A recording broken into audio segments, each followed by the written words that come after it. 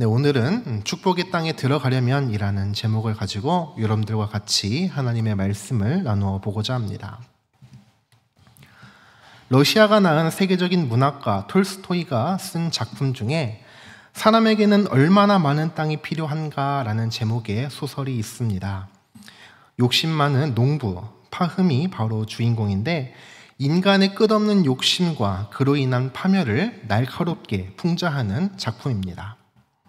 이 소설의 내용을 잠깐 설명해 드리고자 합니다. 네, 이 소설의 주인공 욕심 많은 농부 파흠은 평범한 농부이지만 더 많은 땅을 갖고 싶어 합니다. 그는 땅이 조금만 더 있었으면 내가 더 행복할 텐데 라는 그런 마음을 가지고 돈을 모아서 땅을 사고 또 돈을 모아서 땅을 사는 그렇게 자신의 욕심을 채워나가는 사람이었습니다. 그러던 어느 날 한 소식을 들었습니다. 그것은 바로 바시키르라는 이름을 가진 부족이 엄청나게 많은 땅을 엄청 싸게 판다는 것이었습니다. 파함은 그 즉시 그 부족을 찾아가 땅을 구매하려 했습니다.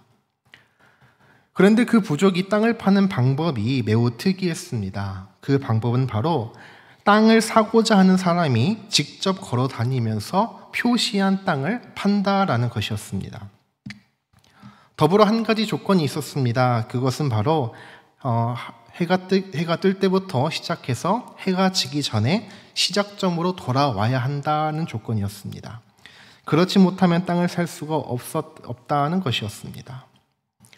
그래서 이 파흠은 자신의 욕심을 채우기 위해 가능한 많은 땅을 차지하기 위해 그 조건과 방법을 듣고도 이제 그 땅을 사기로 마음을 먹었습니다. 그래서 그 다음날 파함이 땅을 사기 위해 이제 해가 뜰 때부터 열심히 걷기 시작했습니다. 어떻게든 많은 땅을 차지하기 위해서 쉬지도 않고 열심히 움직였습니다. 아무리 힘들고 지쳤어도 그는 저기 조금만 더 가면 좋은 땅이 있는데 조금 더 돌아서 가면 더 많은 땅을 가질 수 있겠지, 그런 생각을 하면서 오늘만 고생하면 나에게 더 많은 땅이 생긴다라는 마음을 가지고 먼 길을 걷기 시작했습니다.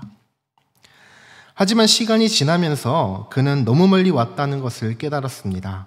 해가 지기 직전에 정해진 시간에 맞춰 도착해야만 땅을 살 수 있었기에 그는 필사적으로 다시 되돌아가기 시작합니다.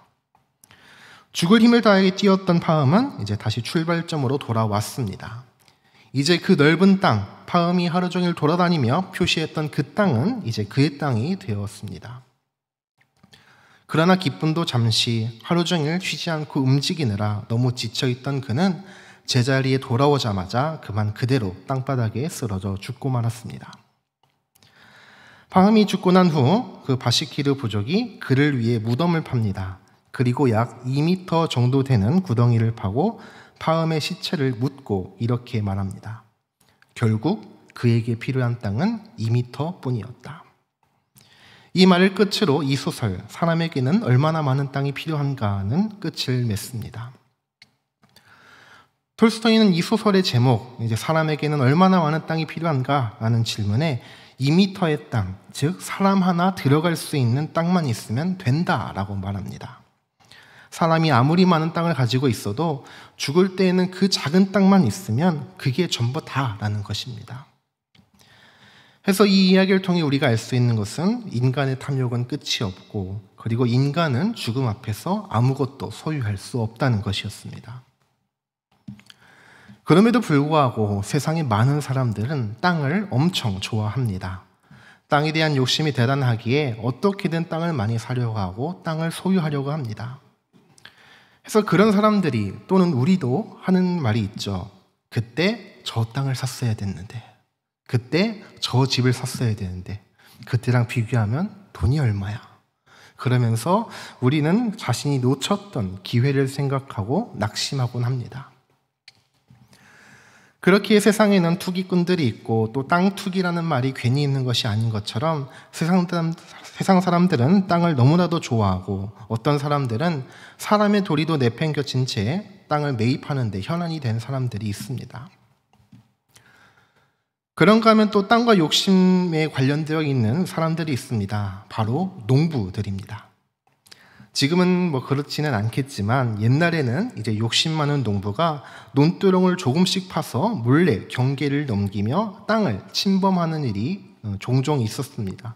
그래서 옛날 농사꾼들은 논바닥에서 싸움하는 것을 자주 볼 수 있었다고 합니다. 물론 농부에게 농사를 지어서 먹고 살 땅은 중요합니다. 그러나 남의 땅까지 탐낸다는 것은 잘못된 것입니다.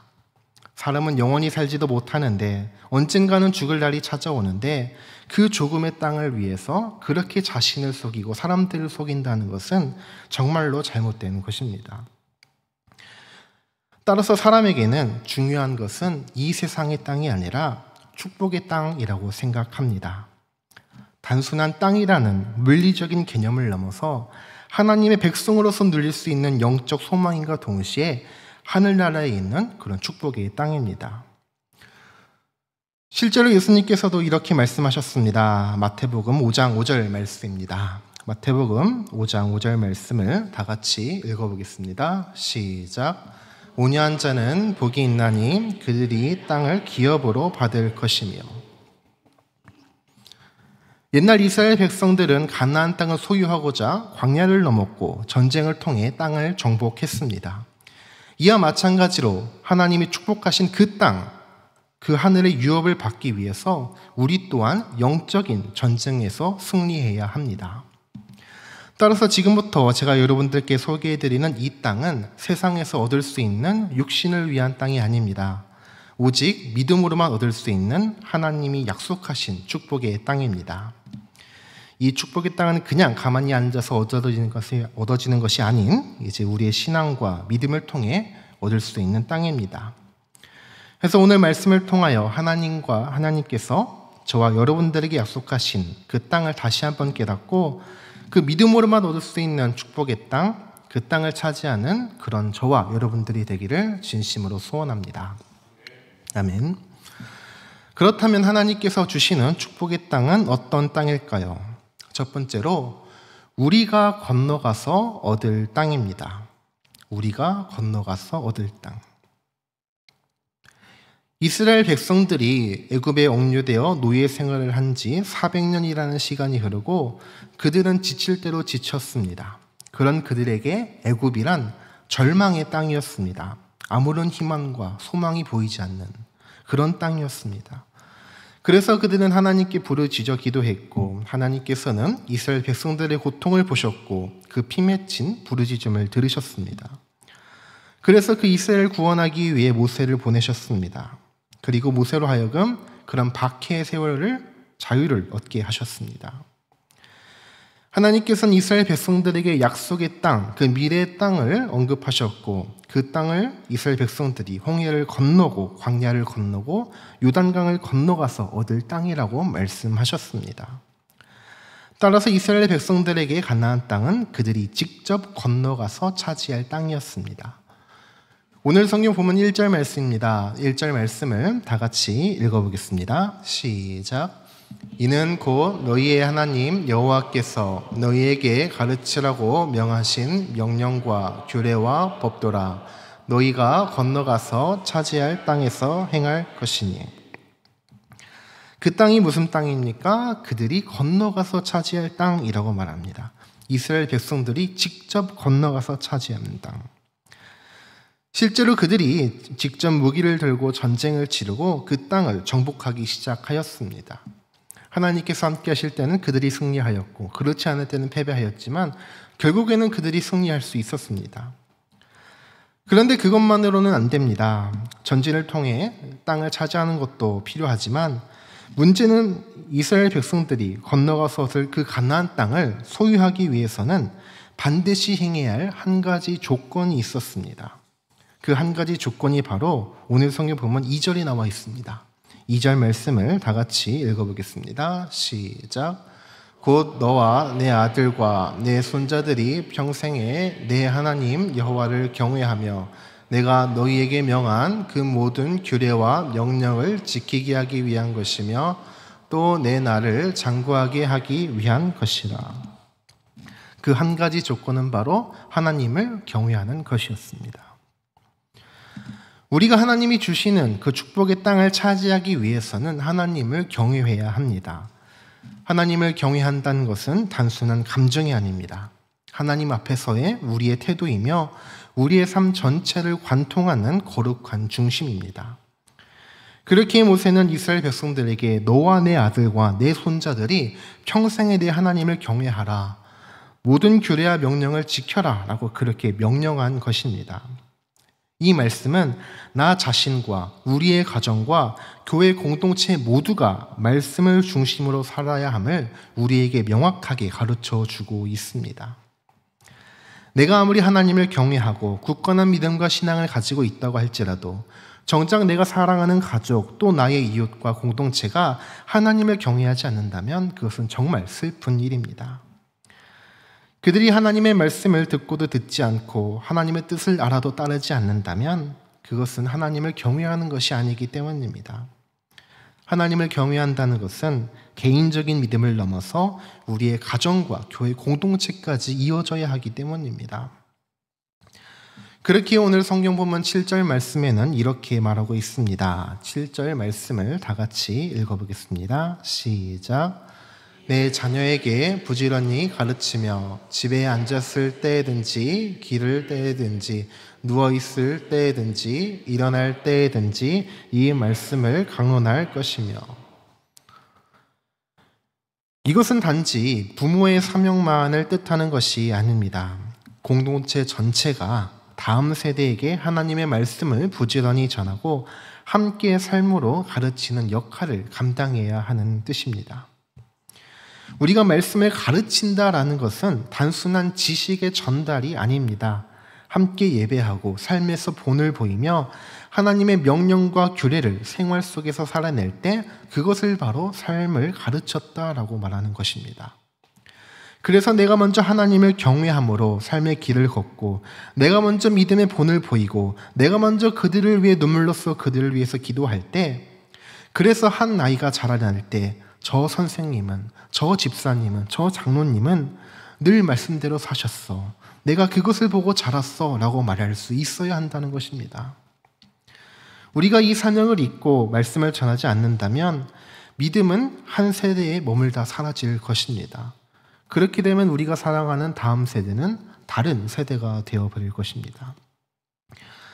그러나 말씀을 부지런히 전하고 가르치고 또 함께 살아낸 공동체는 믿음의 유산을 자녀들과 손자들에게까지 물려줄 수 있을 것입니다.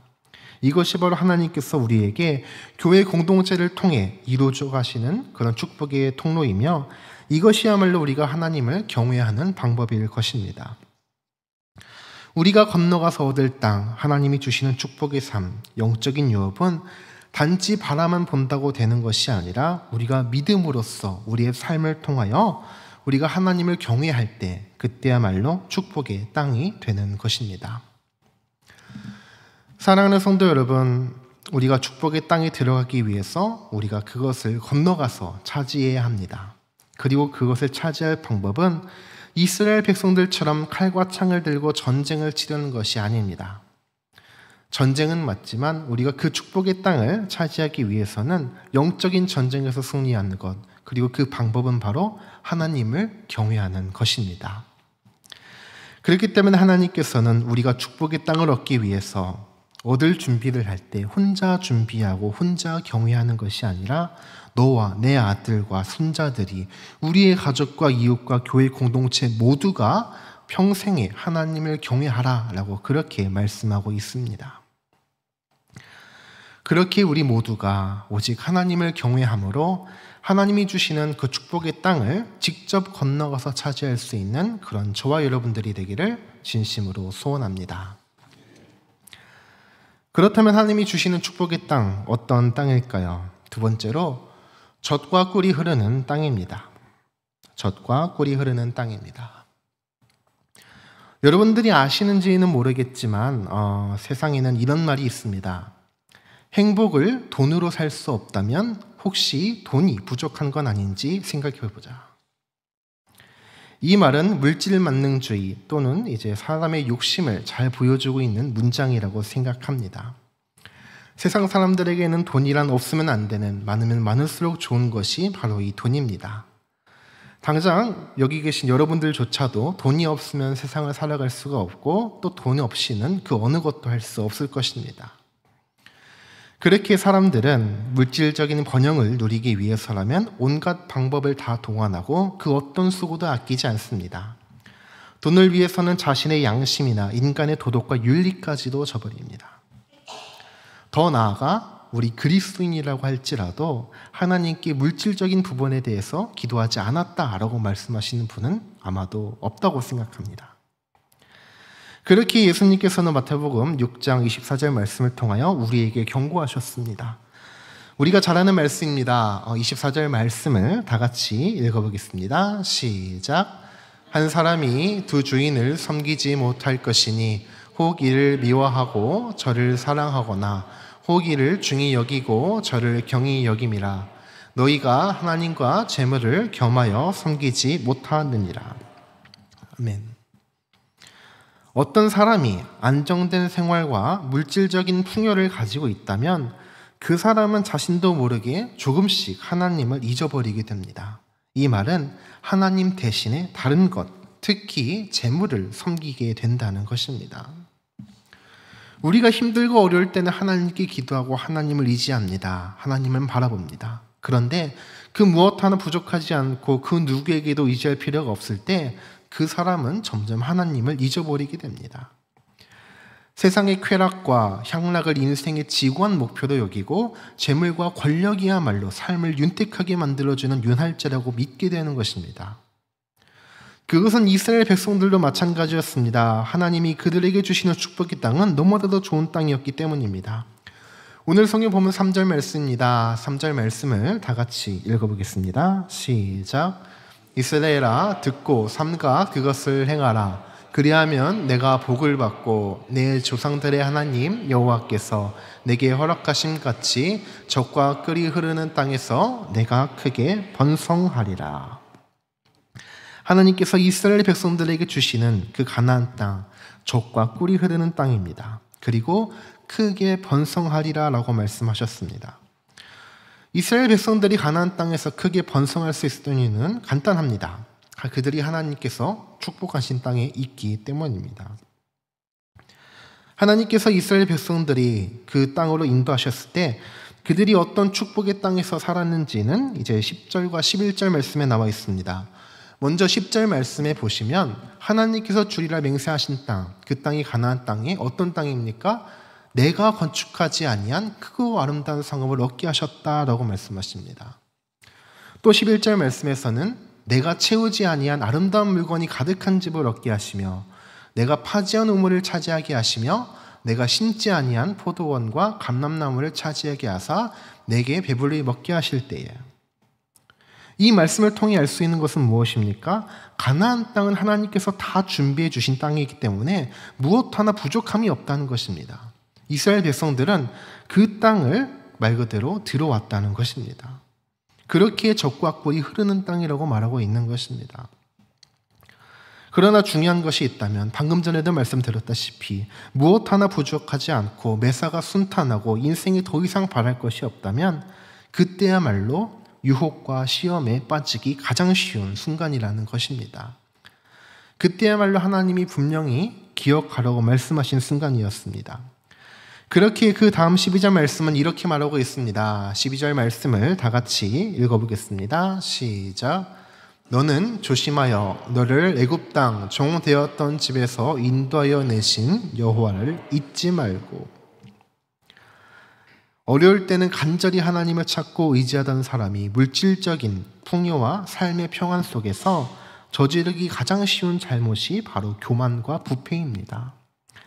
하나님께서 복을 내려주시기만 하면 더욱더 힘차게 봉사할 것 같다가도 자신이 처한 환경이 개선되면 그 평온과 풍요에 눈이 멀어 하나님을 잊어버리기 쉽습니다. 그렇게 잠언 30장 9절 말씀에도 우리에게 이렇게 말하고 있습니다. 9절 말씀을 다 같이 한번 읽어보겠습니다. 시작. 혹 내가 배불러서 하나님을 모른다 여호와가 누구냐 할까 하오며 혹 내가 가난하여 도둑질하고 내 하나님의 이름을 욕되게 할까 두려워함이니이다. 이스라엘 백성들이 그러했습니다. 적과 꿀이 흐르는 땅에서 결국엔 그들은 하나님을 잊어버리고 우상을 섬기게 되었습니다.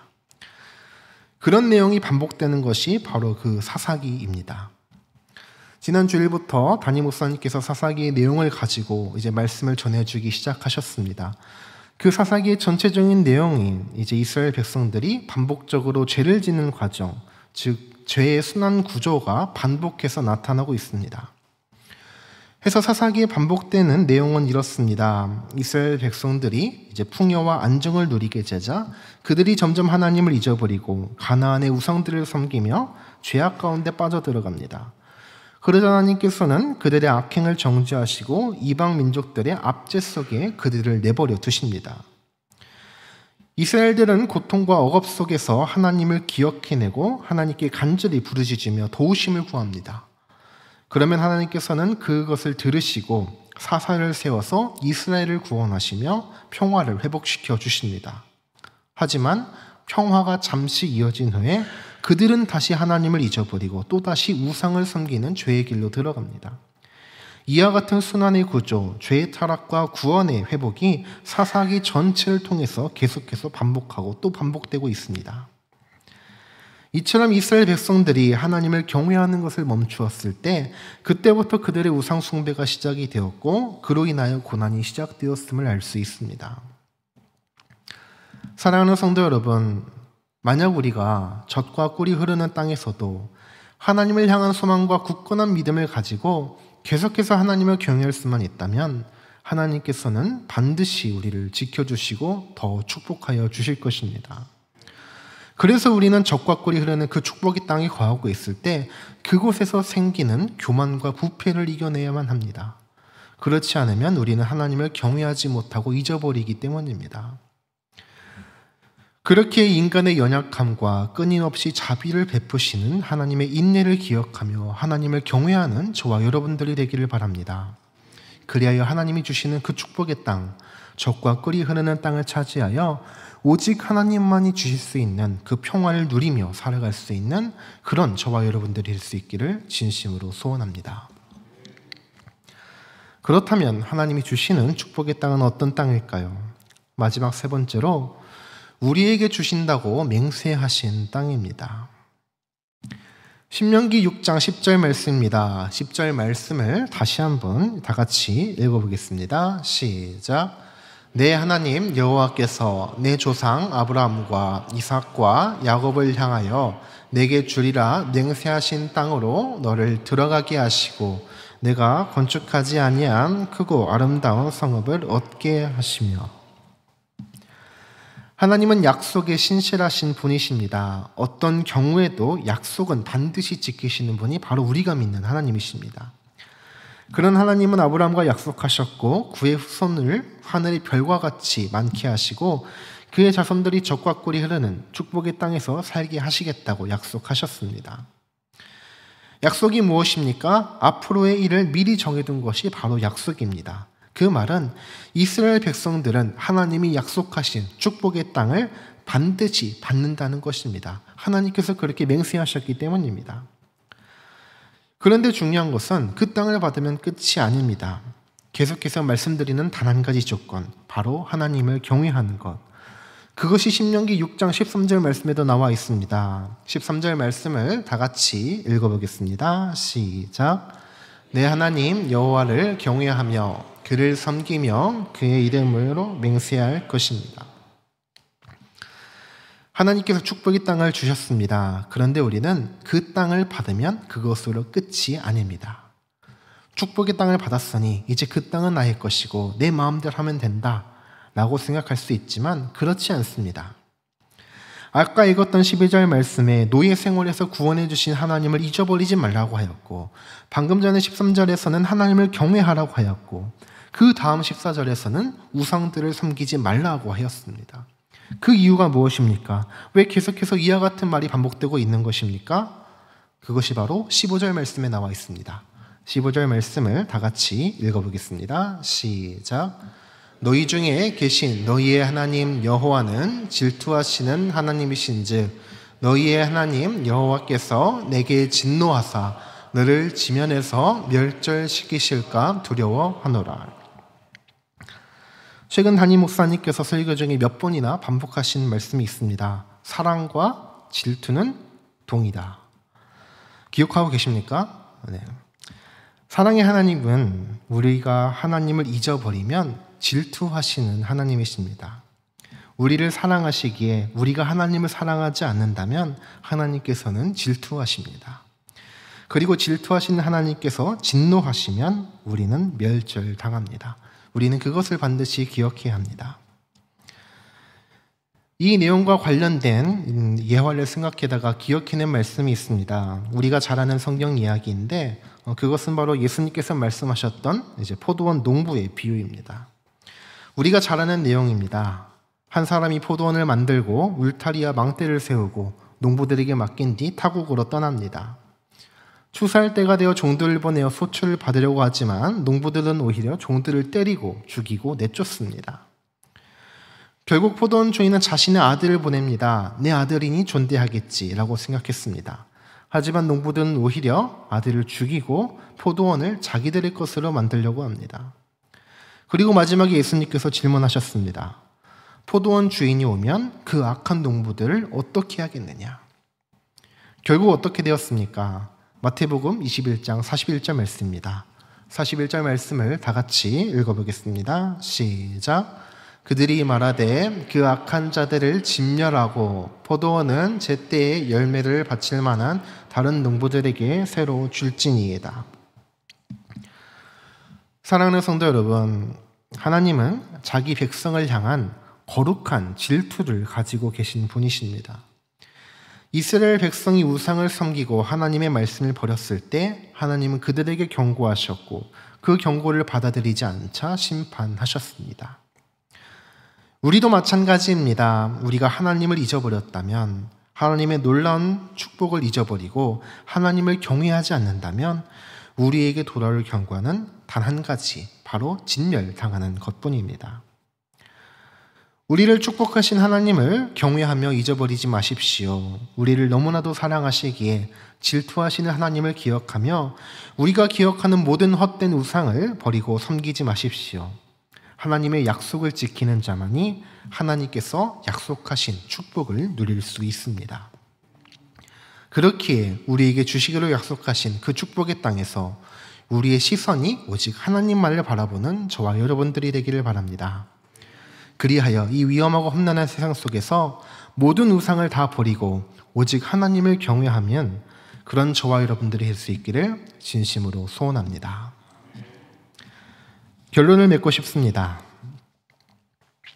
사람의 욕심은 끝이 없고 같은 실수를 반복합니다. 우리가 아무리 많은 것을 받고 또 받았어도 이제는 그만 달라고 말할 사람은 아무도 없습니다. 그러나 우리는 이제 이런 하잘것없는 욕심을 버려야 합니다. 이 세상에서 우리에게 필요한 것은 세상의 땅이 아니라 하나님께서 주시는 축복의 땅이기 때문입니다. 우리가 진정으로 욕심을 내야 될 것은 하나님이 주시는 그 축복의 땅, 우리가 건너가서 얻어야 할 땅, 젖과 꿀이 흐르는 땅, 그리고 하나님께서 우리에게 주시겠다고 맹세하신 그 땅입니다. 우리가 하나님을 경외하고 하나님의 명령을 지키고 하나님을 잊어버리지 않는다면 하나님께서 우리에게 약속하신 그 축복의 땅은 우리뿐만 아니라 우리의 가족과 우리의 자손과 우리 교회 공동체에게 베풀어 주실 것입니다. 그렇게 하나님을 경외함으로 하나님께서 주시기로 맹세하신 그 땅, 그 축복의 땅에서 영원한 평안을 누리며 살아갈 수 있는 그런 저와 여러분들이 되기를 진심으로 소원합니다. 아멘. 지금 이 순간 우리 다 함께 찬양하고 기도하기를 원합니다.